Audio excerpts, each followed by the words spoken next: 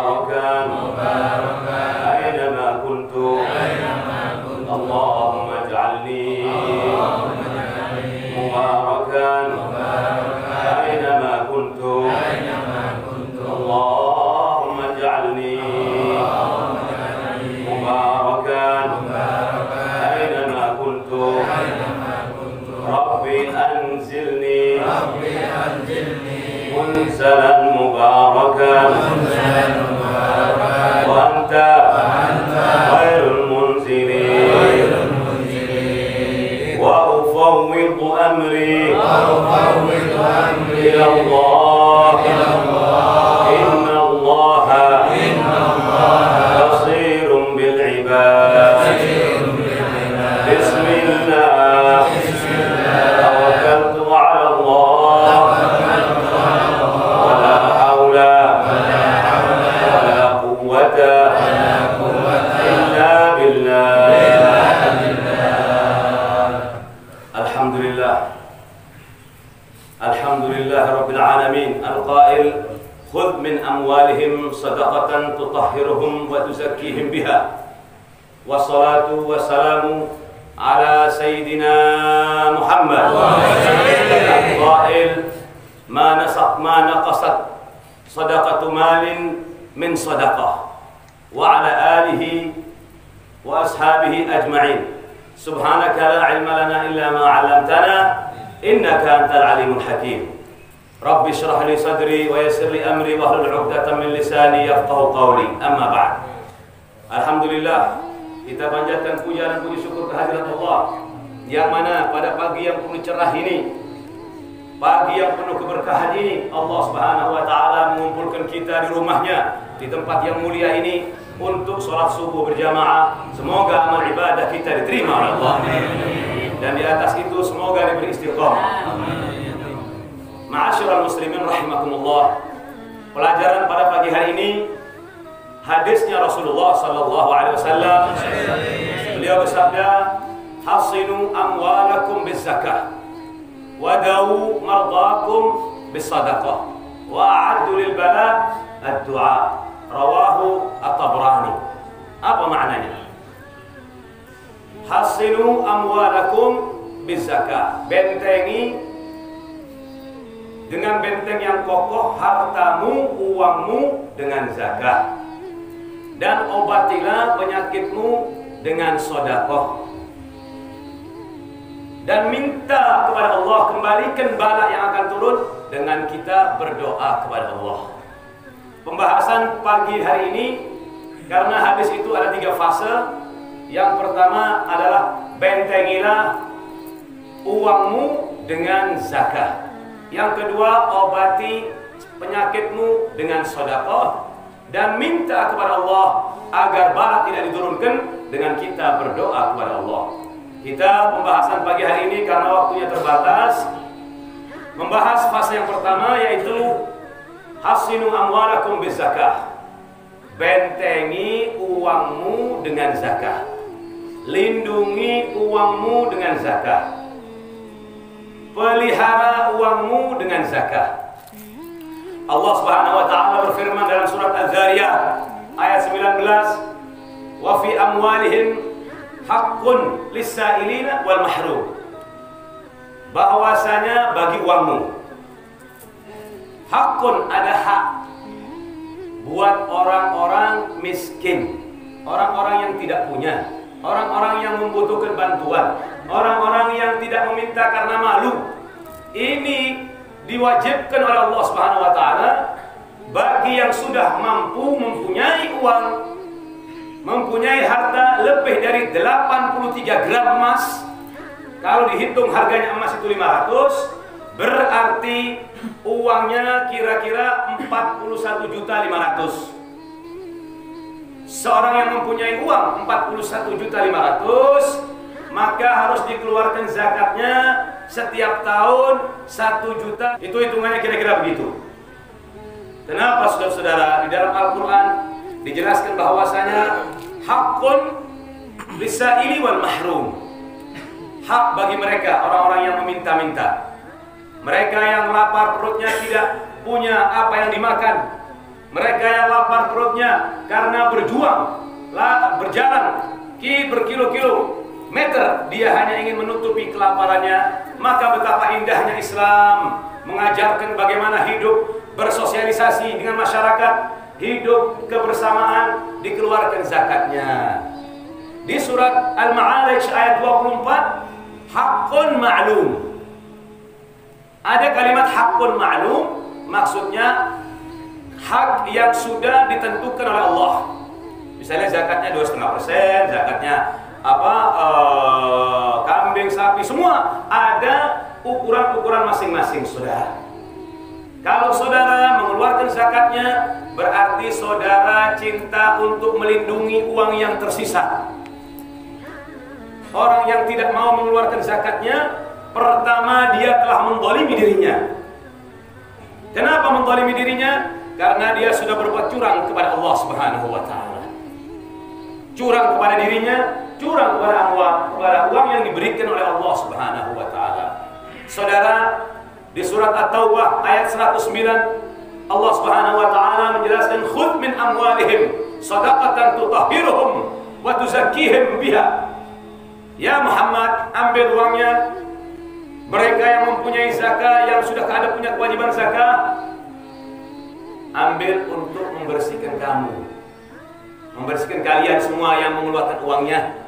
Dibersihkan keliling kita ini saat kita mengeluarkan uang dari kotoran-kotoran. Mungkin di situ ada sesuatu yang syubhat dengan dikeluarkan zakat. Makanya zakat ini dalam bahasa Arab nama, numu, artinya tumbuh. Barang siapa yang mengeluarkan zakatnya, uangnya, berarti dia cinta akan uangnya yang tersisa supaya Allah memberikan keberkahan dan memberikan pertumbuhan yang sangat pesat, saudara. Saudara, saya bertemu dengan pakar-pakar, orang-orang yang kerja di Tiki, sudah tua, saya ketemu di Jakarta. Beb, dulu perusahaan ekspedisi Tiki ini, Beb, ambruk, hancur. Dia orang Betawi. Akhirnya saya katakan, ada orang yang menasihati, coba kamu suluh berbuat baik kepada Allah Subhanahu wa taala dan kepada fuqara wal masakin, dan kamu berikan sebagian dari uangmu untuk fuqara wal masakin. Zakatnya dibayar. Akhirnya mengeluarkan beras, mengeluarkan uang, mengeluarkan pakaian, membayari anak-anak yatim dan sebagainya. Subhanallah, saudara. Benar firman-Nya Allah, benar ucapan daripada Rasulullah SAW, maka akan tumbuh uangnya. Sekarang saudara, hampir di setiap negara ada cabangnya Tiki. Bahkan sampai yang kita lihat di sini, di setiap kota Indonesia ada cabangnya Tiki. Karena berbuat apa yang sudah diperintahkan oleh Allah Subhanahu wa taala. Saudara, Imam At-Tabrani wa Imam Al-Ahadith seperti Imam Turmudi dari Abi Kabash bahwasanya menjelaskan, di situ dijelaskan mana qasad sadaqatu abdin min mal. Ada yang hadisnya lagi mana qasamalun min sadaqah. Banyak hadis tentang ini. Tidak akan kurang uangmu yang kamu keluarkan untuk sedekah. Saudara, mari kita buka akal kita. Iftahul uqul. Mari kita belajar dengan qalamillah. Mari kita belajar dengan sesuatu kejadian yang bisa kita lihat dengan mata kepala kita. Yang punya pohon, ambil sedikit rantingnya, potong pohonnya. Berapa yang hilang, Pak? 1. Tunggu nanti beberapa hari, yang tumbuh bakal berapa? Bakal 2, 3. Itu qalamillah, iftah min bi'uqulikum. Itu ilmu yang asli diciptakan oleh Allah Subhanahu wa taala.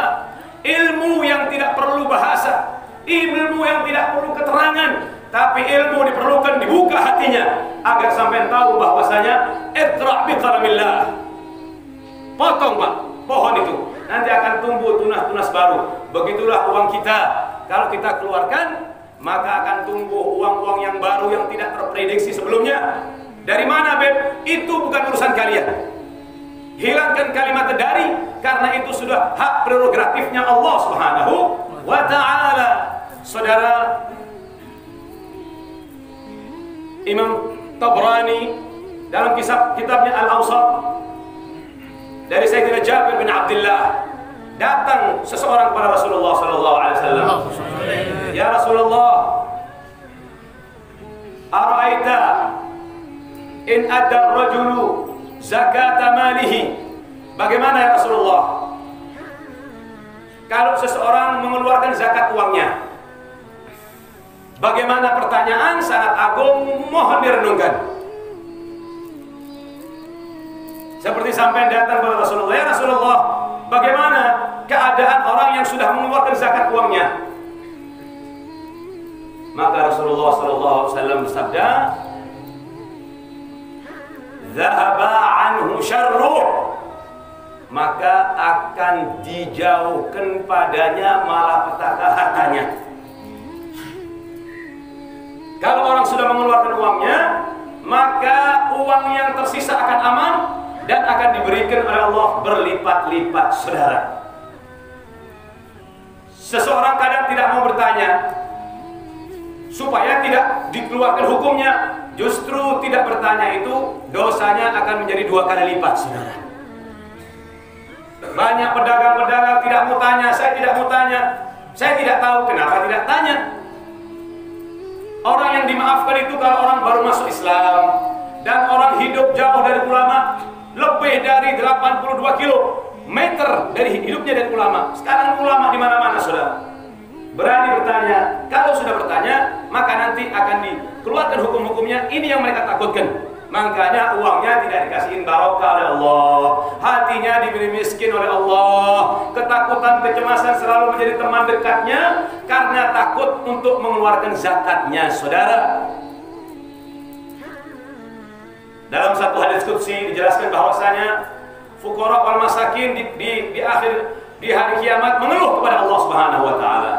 Ya Allah, ini orang-orang kaya ya Allah, ma'adu amwalahum alladhi faradta lana alaihim. Dia tidak mau bayar kepada kami ya Allah, yang sudah Engkau wajibkan untuk dia bayar kepada kami ya Allah. Lalu Allah menjawab, fa wa'izzati wa jalali la uqarribannakum wa la ub'idannahum. Dengan kedikdayaanku, dengan kemuliaanku, wahai fuqara wal masakin, dekatlah engkau kepadaku dan aku akan jauhkan mereka-mereka dari rahmatku. Dijauhkan dari rahmatnya Allah Subhanahu wa taala. Innal fuqara daulah, orang miskin nanti diberikan kekuasaan oleh Allah Subhanahu wa taala. Orang miskin-miskin itu diberikan kekuasaan oleh Allah Subhanahu wa taala untuk memberikan syafaat kepada orang yang membantu selama dia hidup di dunia.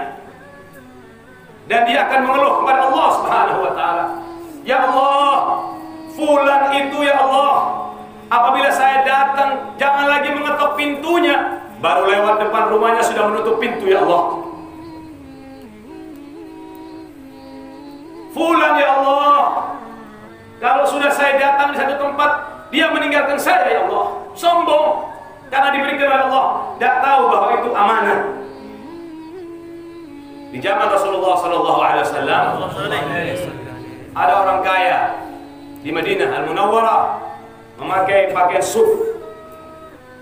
Orang miskin itu memakai pakaian suf. Suf itu dari wol, dari bahan kambing dan sebagainya. Di sebelahnya ada orang kaya pakai pakaian bersih, natif, duduk bersebelahan. Ini kadang-kadang pakaian yang dibuat dari kulit kambing ini kalau kena panas, kena keringat, bau. Karena metodenya bukan seperti sekarang. Subhanallah, orang kaya tadi minggir-minggir dari orang ini. Rasulullah melihat gerak-geriknya.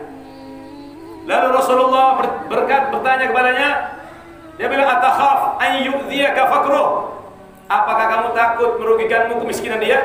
Kaget dia, ditegur oleh Rasulullah SAW. Kaget.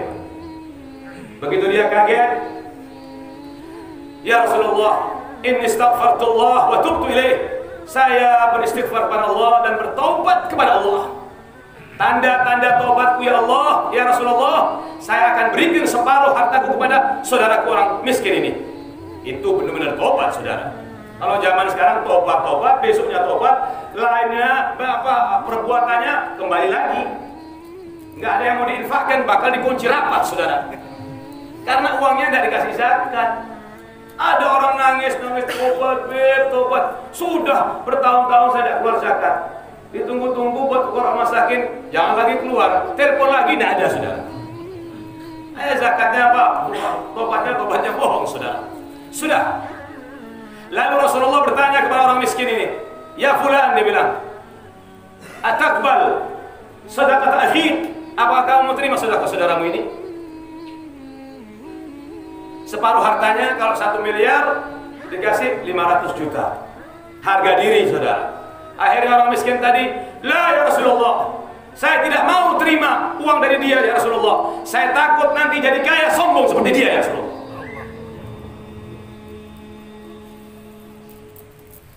Lalu kata Rasulullah SAW, satu orang ini yang tadi dihina itu lebih afdol daripada orang ini sekalipun dunia dipenuhi seperti orang ini.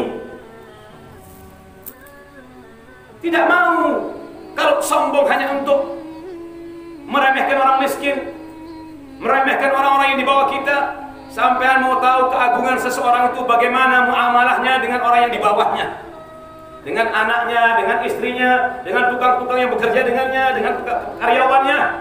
Baru tahu keagungan sampean bagaimana kalau duduk dengan orang-orang yang di bawah sampean. Begitu, saudara. Karena uang ini, saudara, kadang-kadang membuat orang sombong.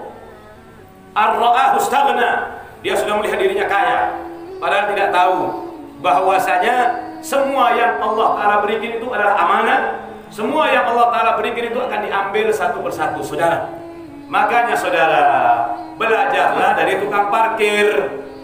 Tukang katanya dunia ini titipan dan sebagainya, begitu diambil anaknya, istrinya, teriak-teriak, bahkan sebagian bunuh diri.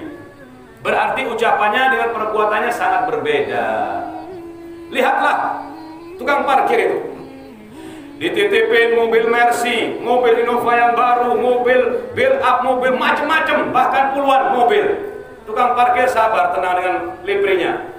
Begitu datang pemiliknya mengambil, print, suruh jalan, suruh ambil. Karena dia tahu ini titipan. Seperti itu. Biar satu hari mobilnya yang dia jaga 10 diambil, dia tenang-tenang aja, tegar-tegar aja. Print, mari silahkan. Karena dia tahu bahwa itu titipan. Bisa enggak kita belajar dari tukang parkir, saudara? Maka dari itu, saudara, mari kita kembali kepada Allah. Mari kita mengintrospeksi diri kita sendiri, agar kita bisa menjadikan orang-orang yang diridhoi oleh Allah, dapat keridhaan dan rahmatnya Allah.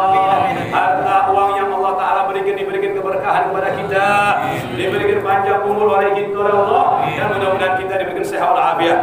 Rabbana taqabbal minna innaka antas samiul alim, wa tub alaina innaka antat tawwabur rahim. Rabbana atina fid dunya hasanah wa fil akhirati hasanah wa qina adzabannar. Wa sallallahu ala sayyidina Muhammadin wa alihi wa sahbihi wasallam. Walhamdulillahi rabbil alamin. Ya arhamar rahimin, ya arhamar rahimin, ya arhamar rahimin, farij 'alal muslimin.